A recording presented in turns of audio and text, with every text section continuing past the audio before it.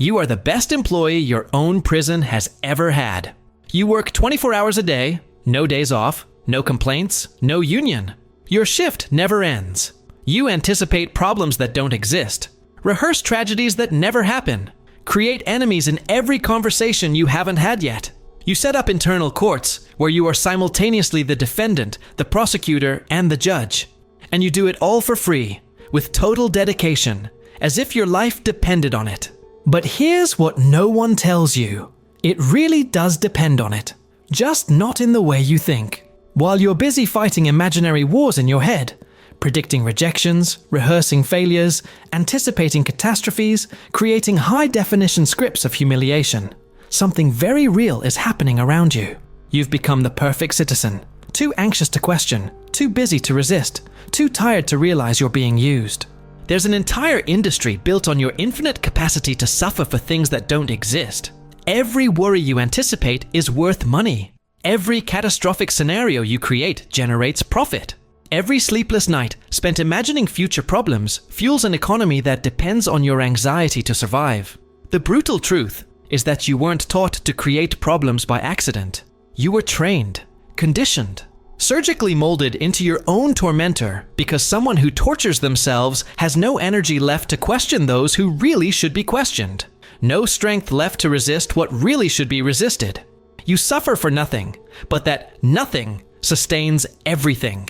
It sustains an economy based on anxiety, a political system that depends on distracted citizens, a culture that turns self-knowledge into an endless consumer product. Your mental pain is raw material. Your anticipated suffering is fuel. And the most perverse thing is that you are proud of it. You call it sensitivity, emotional intelligence, responsibility, maturity, when in fact it is just sophisticated obedience, voluntary slavery with a college degree. But if you can see how you have become your own jailer, something extraordinary happens. The prison door, which was never locked, finally opens. And you realize that you were always free to leave. You just never tried because you were too busy building imaginary walls. You have become a virtuoso of anticipated suffering, a PhD in creating problems that exist only in your mind, a world expert in turning possibilities into catastrophic certainties. And this was no accident. It was design. It was social architecture. It was behavioral engineering. Think about your last Sunday night. That heavy feeling in your chest, as if someone had placed a rock in the place of your heart. Your mind already navigating the problems of a week that hasn't even started, creating detailed scripts of failure in 4K and surround sound. You've lived through Monday 15 times before it even arrives. You've been humiliated in meetings that weren't scheduled, failed at projects that don't even exist, been rejected in conversations that never happened. This is your second job. The one you never knew you had. The one that doesn't appear on your resume, but consumes more energy than your official profession. During the day, you work to pay the bills. At night, you work for a much more lucrative industry, the anxiety industry. Your mind becomes a factory running 3 shifts non-stop, producing catastrophic scenarios with the efficiency of a German assembly line. You are the worker, the supervisor, and the factory owner all at once. And here's the first dark secret. This was deliberately installed in you, like malicious software you downloaded without knowing it. Remember school? It wasn't just to teach you math or English. It was a massive behavioral laboratory, a decades-long social experiment. They taught you that there is always a test coming, always a judgment lurking, always someone watching your mistakes with a red pen in their hand. They conditioned you to live in constant anticipation of evaluation, punishment, public failure. They called it preparation for real life. But real life for whom? For you, who now can't relax even on the weekend without feeling like you're wasting productive time? Or for a system that needs anxious workers, insecure consumers, citizens too busy with themselves to question what really matters? You have learned to be your own emotional tax collector, your own relentless judge, your own efficient executioner. They outsourced oppression into your own head, and you accepted the job without questioning the pay. Observe your mind right now, at this very moment. How many internal courts are in session? How many conversations are you rehearsing for situations that may never happen? How many times today have you defended yourself against accusations no one made? How many problems have you solved that didn't even exist? This is the most sophisticated addiction there is. Addiction to manufactured problems. Because solving real problems is hard work, requires action, can lead to conflict, and demands courage. But creating imaginary problems? You can do that from the safety of your own mind, with no real risk, no real confrontation, no real change. It's the perfect narcotic. It keeps you busy without making you productive, makes you feel important without giving you real power, gives you the illusion of control while leaving you completely powerless in the face of the life that is actually happening. And the cruelest part, you feel smart doing it. I'm preparing for the worst, you say with pride. I'm being responsible and cautious, you rationalize to yourself. I'd rather be disappointed alone than be caught off guard in public, you convince yourself every day. But here's the truth that no one wants to tell you. You're not preparing for anything. You're addicted to anxiety because it's become your comfort zone. Anticipated suffering is more familiar than present peace. You prefer the familiar pain of worry to the unknown uncertainty of tranquility. Your mind has become a Netflix of tragedies, playing unreleased episodes 24 hours a day, and you are the most loyal subscriber ever. And while you're busy being your own worst enemy, creating internal dramas that consume all your mental and emotional energy, something very convenient happens for those who are really in charge. You have no energy left to question why you live in a society that forces you to work yourself to death, why you accept relationships that drain you, why you buy things you don't need to impress people you barely know. Your self-sabotage is not a bug in the system. It's a feature. It was designed to work exactly like this. But here's where it gets really sinister. Someone figured out how to monetize your infinite capacity for creating internal problems and turned it into the most lucrative industry of the last 50 years. You know the script. Sunday night, anxiety kicking in. Monday morning, you open Instagram, and there it is. 5 steps to beat anxiety. How to reprogram your mind in 21 days. The secret therapists don't want you to know. You click. You buy the course. You download the app. You book therapy. And 3 months later, you're exactly where you were. Only now you have more self-knowledge about the problem, more technical vocabulary to describe it, more awareness of how complicated you are. You've become an expert in your own dysfunction. This is no coincidence. It's a business model. The personal development industry is worth over $13 billion annually. $13 billion. For an industry that, technically, should be working to make itself unnecessary. If it really worked, it wouldn't need to exist forever, right? But look at the market. It's growing exponentially, year after year, creating lifelong customers of their own personal growth. Have you ever wondered why you never develop enough? Why is there always another level, another course, another guru, another revolutionary technique?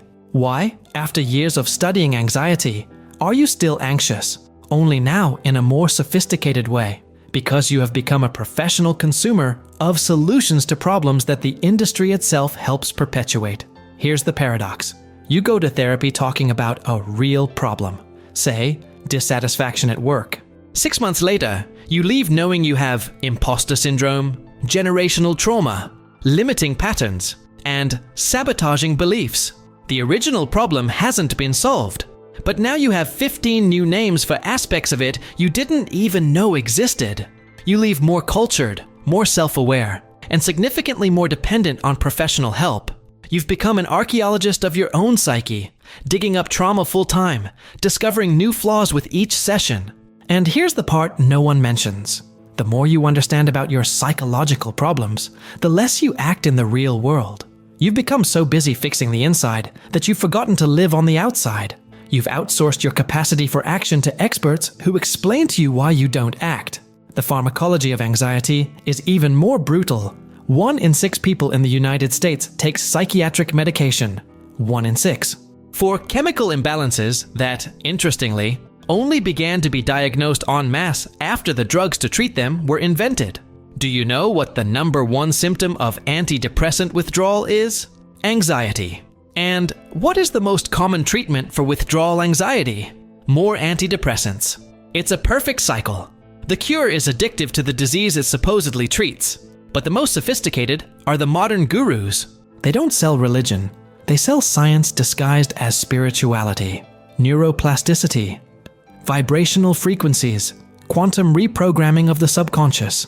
Enough scientific vocabulary to sound legitimate, enough mysticism to be untestable. They sell you the idea that you can hack reality, manifest abundance, vibrate at higher frequencies. And when it doesn't work, it's your fault. You weren't vibrating high enough. You didn't make your affirmations with enough conviction. You didn't completely deprogram yourself. It's the perfect scam.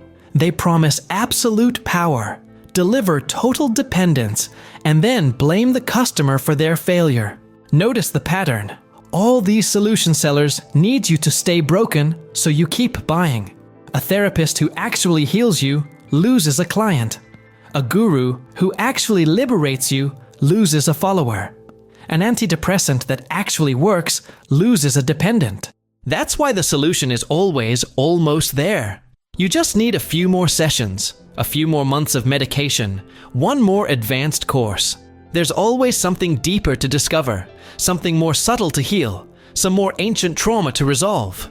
You've become an addict of self-knowledge without transformation, a collector of insights that change nothing, an expert on yourself who remains a mystery to yourself. And while you're busy paying someone to explain why you suffer, something very convenient happens. You stop questioning why an entire society needs therapy to endure its own existence. But there is an even deeper layer to this programming, one that goes straight to the core of what keeps you stuck without you realizing it: the obsession with control. And here's the secret no one wants you to know. You were taught to try to control everything precisely to keep you powerless in the face of what really matters. Think about your morning routine. You wake up and immediately reach for your phone. You check the news, your emails, social media. You need to be in the know. Stay informed.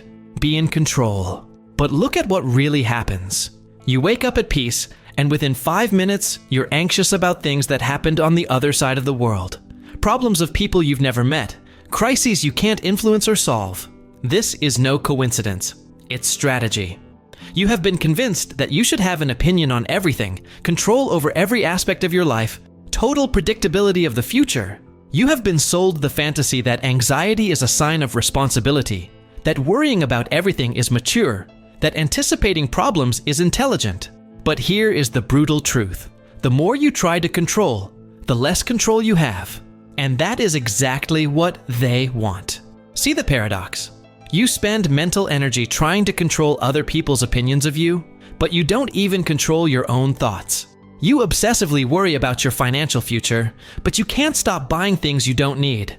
You want to control how your children will be as adults, but you don't control how you react when they throw tantrums. You are trying to be God in areas where you have no power, and a puppet in areas where you should be sovereign. And here comes the sinister part. This obsession with controlling the uncontrollable completely distracts you from what you could actually change.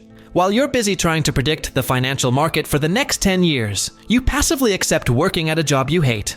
While you worry about global climate change, you don't even change what you eat for breakfast. The anxiety for control is the opium of the modern citizen.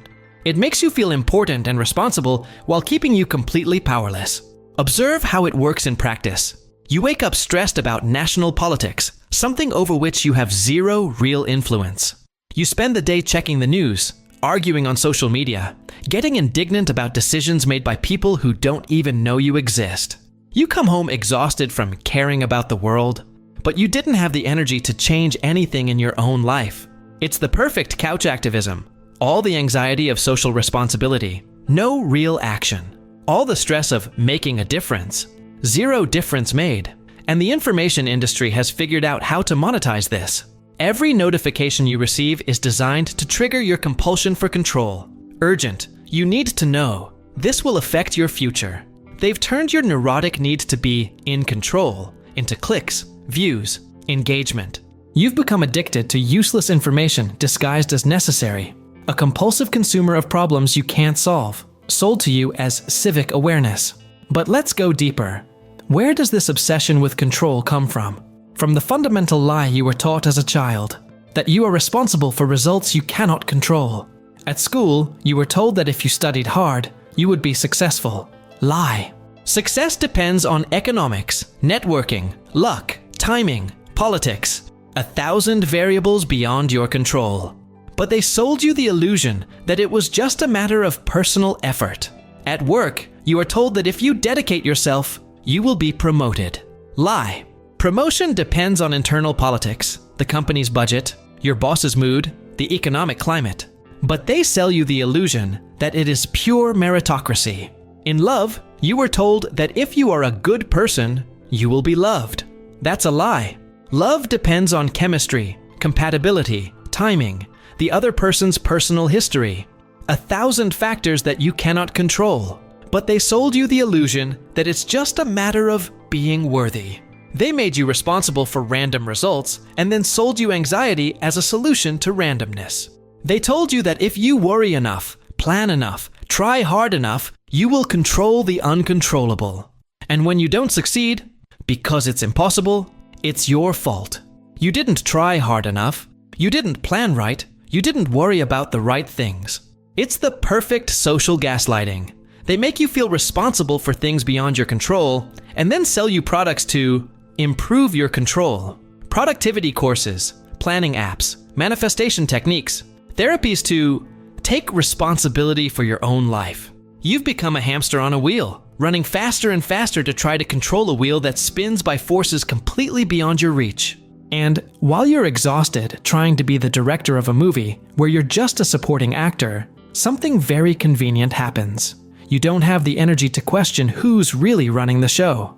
But here's where things get really dangerous for those who profit from your mental imprisonment. What happens when you just stop? Stop feeding the machine. Stop buying the product. Stop being the ideal consumer of your own suffering. When you stop anticipating tragedies that never come, something scary happens. You realize that real life is infinitely simpler than the theater of your mind. When you stop looking for problems to solve, you discover that most of your problems were just thoughts disguised as reality. When you stop trying to control the uncontrollable, you find a peace that no guru can sell because it cannot be bought. And that peace, that is the real threat to the system. A human being at peace does not buy solutions for anxieties they do not have. They do not consume content designed to make them agitated. They do not keep themselves busy consuming products to fill voids that do not exist. They do not accept jobs that destroy their soul in exchange for money to buy things they do not need. That's why they taught you that peace is a privilege, that tranquility is naivety, that those who are not worried do not understand the seriousness of life. They convinced you that anxiety is synonymous with intelligence, that suffering is depth, that those who are not in crisis are not evolving. Lies. Pure sophisticated manipulation. The truth is that a deprogrammed human being is an existential danger to an economy based on chronic dissatisfaction. Someone who doesn't need external validation doesn't buy status. Someone who isn't afraid of the future doesn't accept jobs they hate for security. Someone who doesn't feel incomplete doesn't become a lifelong consumer of self-help. You, deprogrammed, are the nightmare of those who programmed you.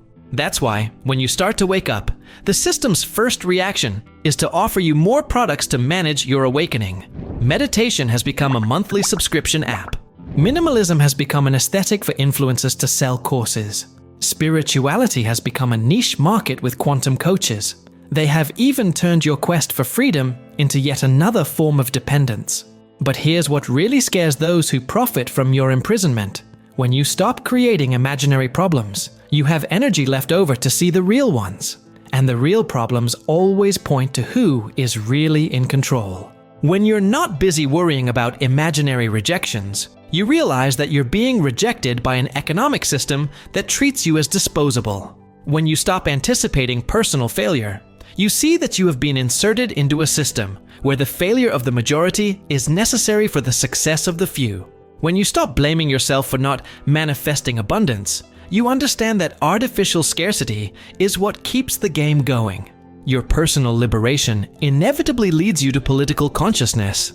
And political consciousness is what they fear most, because a human being who doesn't need to prove anything doesn't accept unnecessary humiliation. Someone who isn't afraid to be alone doesn't accept abusive relationships. Someone who isn't defined by what they own doesn't accept being exploited to own more. Inner peace is the most revolutionary act that exists in a society based on constant agitation. And here we come to the climax of it all. You discover that you never needed anything they tried to sell you. Not the products to calm you down, not the courses to develop you, not the endless therapies to fix you, not the medications to balance you. You have always been whole. You have always been enough. You have always been free. The only thing you needed was to stop believing that you weren't.